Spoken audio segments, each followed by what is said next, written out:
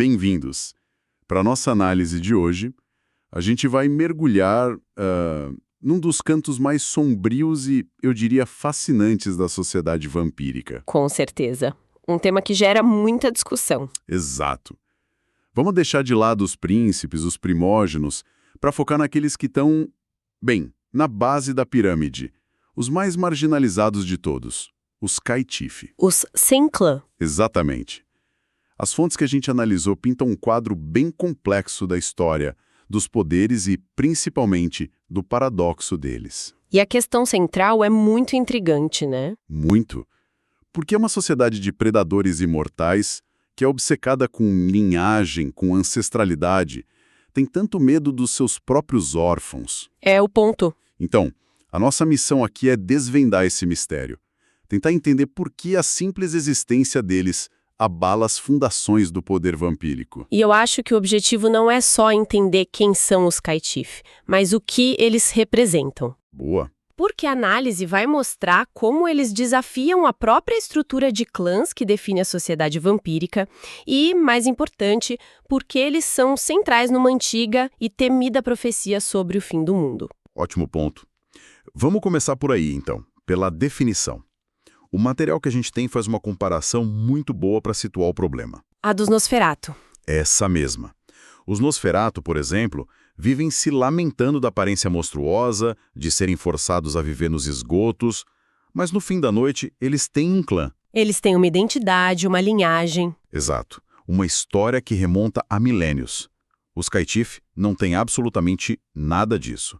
Os termos usados para descrever eles são brutais. Os sem clã, os órfãos, os rejeitados. Eles são a personificação de um vácuo de identidade. E isso se conecta diretamente com as profecias da Gehenna no livro de Nod, que diz algo como: vocês conhecerão estes últimos tempos, pelos sem clã, que virão para governar. E é fundamental esclarecer um ponto aqui que muitas vezes gera confusão. Qual? Um caitife não é simplesmente um vampiro recém-criado que foi abandonado pelo seu senhor. Isso acontece o tempo todo. Certo, isso seria só um órfão, mas ainda com um clã. Exatamente.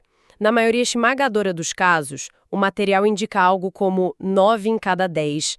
Esse vampiro abandonado ainda vai manifestar os poderes e as fraquezas do clã do seu criador. Ele seria um brujá sem instrução, um malcaviano sem orientação, mas a marca do sangue estaria lá. O verdadeiro caitife é tipo uma falha no sistema. O abraço acontece, mas o sangue do clã não pega. a linhagem não se manifesta. Isso, deixando para trás um receptáculo de poder caótico e totalmente imprevisível. E é aqui que fica realmente interessante, porque essa imprevisibilidade, essa falta de um molde, pode, paradoxalmente, se tornar uma fonte de poder imenso. Sem dúvida. E o material nos dá um exemplo que parece desafiar toda a lógica da sociedade vampírica. Mukhtar Bey, o príncipe do Cairo. Um caso único. Totalmente. Isso me parece uma contradição. Como um sem-clã, um pária, consegue não só sobreviver, mas ascender ao comando de uma das cidades mais estratégicas do mundo. E mantendo a cidade independente, né? Resistindo a Camarilla e ao Sabá. Exato. O fascinante no Mukhtar Bey é a versatilidade dele. Ele transformou a suposta fraqueza na sua maior força. Ele não é um mestre absoluto numa única disciplina, o que o tornaria um alvo previsível. Ele seria fácil de contra-atacar, digamos. Perfeito. Em vez disso, os relatos descrevem o poder dele como uma tapeçaria de habilidades roubadas de vários clãs. Como assim? Que tipo de habilidades? Olha, ele manipula sombras, que é uma arte dos La Sombra. Ele se comunica com os mortos. Espera um pouco. Comunicar com os mortos? Essa é uma arte raríssima, geralmente restrita a uma linhagem muito específica e fechada. Pois é. E ele também tem manipulação da mente, da presença e, claro, as disciplinas físicas básicas de força, rapidez. Que são comuns a vários clãs. Exatamente. O sangue dele, por ser diluído, parece não ter as barreiras que um sangue de clã definido tem. Ele é como uma tela em branco, sabe? Capaz de aprender qualquer coisa. Exato. Ele não é o mais forte num confronto direto, talvez, mas a adaptabilidade dele o torna um dos vampiros mais perigosos do mundo. Ok, vamos desvendar isso. Um indivíduo como Mukhtar Bey é uma ameaça. Mas e a origem deles em massa? De onde veio essa explosão de párias? As fontes apontam para um período histórico bem específico. As guerras entre a Camarilla e o Sabah, né? Século XIX na América. Isso, com Nova York sendo um epicentro. Os dois lados, desesperados por soldados, começaram a fazer abraços em massa. Transformando dezenas, talvez centenas de mortais de uma vez. E aí? Aí o resultado foi um desastre genético numa escala nunca antes vista. Algo deu muito, muito errado. A proporção de falhas de Qatif foi gigantesca. Assustadora.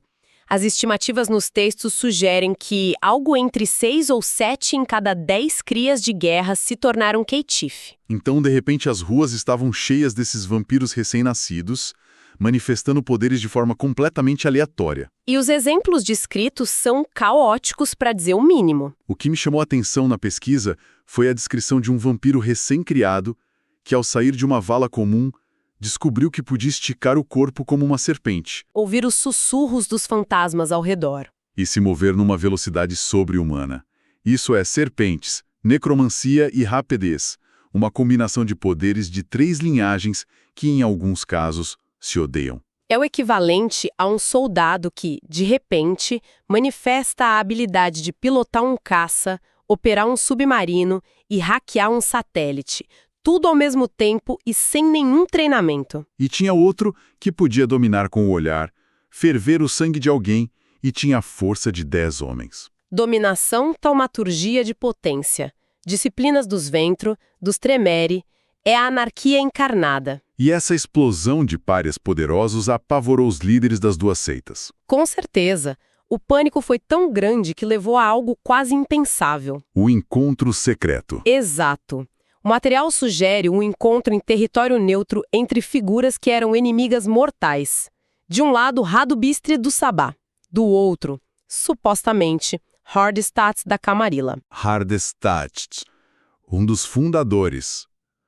É quase inacreditável que ele tenha se encontrado com o inimigo. A ameaça era de que a estrutura de poder que ambos os lados defendiam, uma estrutura baseada em linhagem, em regras, em previsibilidade, estava prestes a ruir.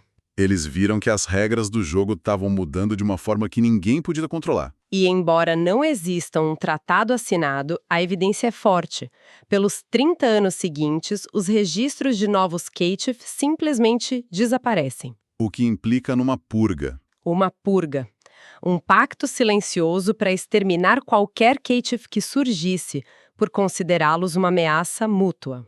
Uma estratégia de contenção drástica e que exige um nível de planejamento impressionante. Toda essa ideia de dominar sistemas complexos de poder, entender uma mitologia profunda, é algo que quem mergulha em universos de RPG, por exemplo, costuma fazer muito bem. É uma observação interessante. Existe um perfil, né? Quem gosta de RPG geralmente desenvolve uma capacidade de pensamento estratégico, criatividade e um envolvimento com leitura, com sistemas complexos. Sem dúvida. É um perfil que, curiosamente, combina muito com a dedicação necessária para outro tipo de jornada, a preparação para grandes provas e desafios acadêmicos. Faz todo sentido. Esse foco e essa capacidade de absorver e conectar informações complexas são exatamente o que se precisa para encarar um vestibular, um concurso público, uma carreira militar, a prova da OAB. Até a residência médica. Exato. São jornadas que exigem estratégia, dedicação. E ter as ferramentas certas é fundamental. Se você é estudante e quer se preparar de verdade, entra agora em medicobe.com.br, baixa o app e aproveita o maior banco de questões do Brasil, com provas anteriores de todas as instituições, questões comentadas, resumos práticos, aulas completas e flashcards prontos para revisar onde quiser. E falando em se preparar para uma ameaça, a purga secreta não durou para sempre. A estratégia de extermínio falhou ou foi abandonada. E os Qatif voltaram a surgir. Entendi. Os clãs estabelecidos viram que essa ascensão de indivíduos versáteis e imprevisíveis era inevitável e perceberam que precisavam de uma nova estratégia. Não podiam mais só caçá-los nas sombras. Exatamente. Eles precisavam reagir politicamente. E essa reação foi completamente diferente dependendo da seita, né? Vamos retomar o fio da meada. Na Camarilla, e por extensão entre os anarquistas, a política não mudou muito. Basicamente a mesma coisa. É extremamente raro que eles alcancem qualquer posição de poder. Mukhtar B é a exceção que confirma a regra. Exato. Para Camarilla, reconhecer um caitife seria admitir que a linhagem, o pilar de toda a sua sociedade, pode falhar, seria validar a profecia que eles negam publicamente. Então a estratégia é a ostracização. Mas o Sabá, que supostamente ajudou a exterminá-los, teve uma virada de 180 graus. E isso nos leva à história de um vampiro chamado Joseph Pander, nos anos 50. Então a mesma seita que os caçava, agora os promove? Como essa mudança radical aconteceu? Política pura. Durante uma das violentas guerras civis internas do Sabá, Pander, ele mesmo um sem-clã, viu uma oportunidade. E qual foi a jogada dele? Ele reuniu outros caitifes sob sua bandeira e ofereceu apoio militar a uma das facções que estava perdendo a guerra. E o preço desse apoio era inédito.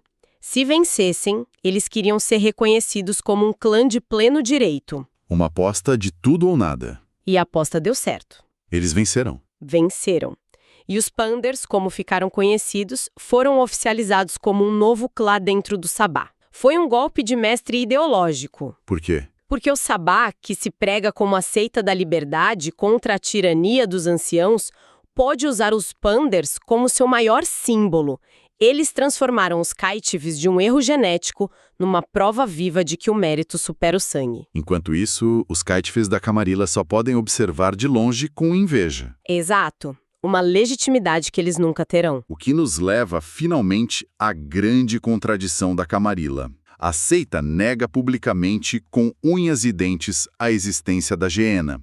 Eles ridicularizam a ideia dos antediluvianos e do sangue fraco. Dizem que é superstição, propaganda do Sabá. Isso. No entanto, a política interna deles demonstra um medo paranoico dos caitife, que são a personificação daquela profecia. Se a profecia é mentira, por que o medo é tão real? Porque, no fundo, nos círculos mais fechados dos anciões, eles sabem que algo está mudando. A ascensão dos caitife é vista não como problema final, mas como o primeiro sintoma de um caos muito maior. Um caos que eles chamam de sangue fraco. Exato. Os relatos que a gente analisou mencionam que, junto com os caitife, começaram a surgir rumores ainda mais estranhos sobre vampiros de sangue ainda mais diluído. E que tipo de rumores são esses? Rumores que desafiam as leis fundamentais da existência vampírica. Histórias de vampiros que conseguem andar sob o sol por alguns breves momentos sem virar cinzas. O quê? Isso é impossível. E tem mais. Alguns que são capazes de ingerir comida humana. Outros que, de forma inacreditável, parecem capazes de gerar filhos. Gerar filhos? E o rumor mais herético de todos, a existência de Dhampirs, meio-vampiros. Algo que deveria ser mitologicamente impossível. Para a velha guarda, os caitifes são o primeiro dominó a cair. Eles são a prova de que o sangue de Caim está se afinando e que o fim está, de fato, se aproximando. É o prenúncio do fim. Resumindo, então, a jornada dos caitifes é extraordinária. Eles foram de pária sem nome a uma ameaça profetizada, de anomalias caçadas em segredo a um clã oficialmente reconhecido. Uma mudança sísmica. Eles não são apenas indivíduos. Eles representam uma mudança, talvez inevitável no mundo dos vampiros. Uma mudança que a velha guarda luta com todas as forças para impedir. E isso nos deixa com uma reflexão final, uma pergunta que o próprio material sugere de forma provocadora. Qual seria? Talvez, se os clãs tivessem sido mais eficientes em seu pacto secreto, se tivessem conseguido eliminar todos os caitife no século XIX, a Gehenna não estaria, como diz o texto, logo ali na esquina. Uma ideia assustadora. E que levanta uma questão crítica. Os caitife são um sintoma do fim dos tempos ou eles são a causa? E o que significa, para uma sociedade, qualquer sociedade, quando sua maior ameaça existencial não vem de um inimigo externo, mas de seus próprios filhos rejeitados?